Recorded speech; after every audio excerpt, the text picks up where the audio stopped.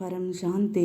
భగవద్గీత, గీతా జయంతి యొక్క విశిష్టత గురించి తెలుసుకుందాం. లోకంలో మరే ఇతర గ్రంథాలకు లేని విశిష్టత ఒక్క భగవద్గీతకు మాత్రమే ఉంది. ఏమిటా విశిష్టత? అవతారమూర్తులు, మహర్షులు, మహానుభావులు జన్మించినప్పుడు వారి వల్ల లోకానికి మహోపకారం కలుగుతుంది. ఆ మహానుభావులు లోకానికి చేసిన మహోపకారానికి కృతజ్ఞతగా వారి జన్మదినాన్ని జయంతిగా జరుపుకుంటారు.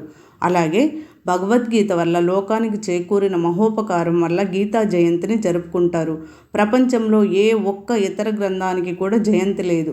అయితే ఏమిటి భగవద్గీత వల్ల లోకానికి కలిగిన ప్రయోజనం? సుమారు కొన్ని వేల సంవత్సరాల క్రితం శ్రీకృష్ణుని మహానిర్వాణం సమీపిస్తున్న సమయంలో కలియుగం కారు మేఘం లాంటి అజ్ఞానంతో ప్రవేశిస్తున్న తరుణంలో ఆ అజ్ఞానపు గాఢాంధకారాన్ని చీల్చుకుంటూ మానవ జాతిపై వెలుగులు విరజిమ్ముతూ భగవద్గీత ఉదయించింది. ఏమి ఉంటుంది ఈ భగవద్గీతలో? ఏది తెలిస్తే మానవుడికి ఇంకా మరేది తెలియాల్సిన అవసరం లేదో, ఏది ఆత్మ పరమాత్మల తత్వాన్ని సమగ్రంగా వివరించగలదో, ఏది మనిషిని ముక్తి మార్గం వైపుకి నడిపించగలదో అదే ఉంటుంది. దయ్యాలు వదిలిపోతాయి లాంటి మూఢనమ్మకాలు ఉండవు. నన్ను నమ్మని వాణ్ణి చంపండి అనే ఉన్మాదం ఉండదు. నన్ను దేవుడుగా ఒప్పుకోని వాణ్ణి నరకంలో వేసి కాలుస్తా అనే పైశాసికత్వం ఉండదు. భగవద్గీత చదివితే వైరాగ్యం కలిగి జీవితంపై ఆసక్తి పోతుందా? భగవద్గీత విన్న అర్జునుడు అడవులకి పోలేదు, గాంధీవాన్ని ధరించి కథన క్షేత్రానికి వెళ్ళాడు. భగవద్గీత కర్తవ్య విముఖుడనైన వాడిని కర్తవ్యానికి దగ్గరగా చేరుస్తుంది. భగవద్గీత శాస్త్రీయ గ్రంథమా?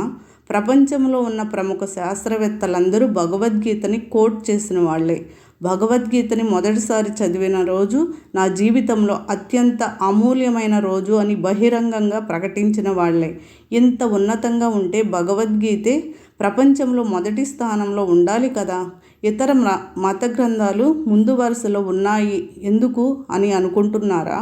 కలియుగంలో అజ్ఞానానికి ఆదరణ ఎక్కువ ఉండటం సహజం. విదేశీయుల్లా కత్తి పట్టుకుని రక్తపాతం సృష్టించి భారతీయులు భగవద్గీతని ప్రచారం చేయలేదు. బ్రిటిష్ వాళ్ళు మహమ్మదీయులు మత వ్యాప్తి కోసం ప్రపంచంపై చేసిన దండయాత్రలు, తద్వారా జరిగిన విధ్వంసం చరిత్రలో సజీవ సాక్ష్యాలుగా నిలిచే ఉన్నాయి. వారు కొన్ని వందల సంవత్సరాల పాటు భారతదేశంపై దాడులు చేసి దురాక్రమణలు చేసిన, ప్రలోభ పెట్టినా చేయలేని పనిని ఇస్కాన్ టెంపుల్ వారు అతి తక్కువ కాలంలోనే భగవద్గీతని ప్రచారం చేయడం ద్వారా కొన్ని కోట్ల మంది పాశ్చాత్యులని కృష్ణ భక్తులుగా మార్చారు. ఇప్పుడు ప్రపంచం మొత్తం భగవద్గీత వైపు మనోవేగంతో పరుగులు తీస్తుందనడానికి ఇదే నిదర్శనం. అందరికీ గీతా జయంతి శుభాకాంక్షలు.